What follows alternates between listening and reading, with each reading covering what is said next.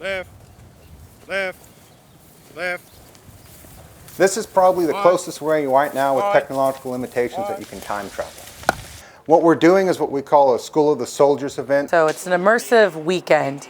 It's our training for infantry soldiers. This is meant to be a living history kind of interpretive event demonstrating the drill, life ways, material culture of the late 19th century Army, specifically the date being 1882. It was the same year as the Ben Ficklin flood. 16th Infantry was actually commanding post Fort Concho. And so what we do is we interpret 16th Infantry Company F. About. Base. Forward. Mark. We're all military here, so we're from all over the place. I'm from New York. Iowa, Marine Corps. Like, where does the Army start slowly professionalizing into the force we know today? You can argue around this time. They'll be living in the barracks for the entire weekend, so there's no electricity in that building. If it's a cold front, there's a fire in the fireplace. They'll be playing checkers in their downtime, cards and all of that. So it's giving them that immersive experience. History's always been my favorite subject. Something's get me out of the dorm and I like history. Let's go. Same thing with base. Just nice to step outside for a while. We're bringing in a group from New Orleans, and they're going to do all our cooking. They're bringing their wagon. They go to Civil War reenactments all over the country, more East Coast, obviously, but they create some of the best food. And our collections manager, Corey, he pulled together the menu for Fort Concho during this time, and they'll be replicating all the recipes. And I'll tell you something, that food is tremendously good. Coming from a modern mindset, you know, I've got all these things to keep me entertained or keep me distracted with the woes of this kind of life.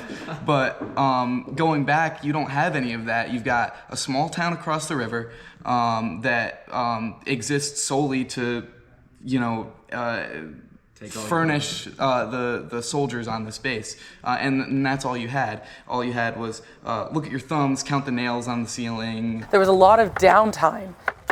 There were jobs were to patrol. They were on post constantly. As they were getting new soldiers, they were trained on the ground. Basic training didn't exist, so it's giving that perspective. I mean, the hand placement, the fact that you don't swing your arms in the drill that we're doing out there. There's a lot of minute things. You'll see, even though we're experienced in doing drill in the modern way, a lot of times you'll see us trip up because we're not familiar with this style of drill, the line marching. You know, we're used to kind of being spread further apart and doing things a lot differently than they did back then. So even though we're experienced, you can still see us make a lot of mistakes if you watch us for more than 5 minutes. Yeah. The thing with talking about the past is, what do you do today? Where are you? Why is there a San Angelo? Because of Fort Concho. When you talk about the frontier, it's a deeply complex topic. And the fact is that it ties into world history. Stuff that happens in Texas does have reverberations to the wider world. It's one of those, just because it happens 140 years ago does not mean you don't still feel the echoes and feel the reverberations of those events. Like pulling up a chain, you find the ground. Each link you keep pulling up, it's just never going to end, but it always connects. And all the twists and turns affect how the chain lays.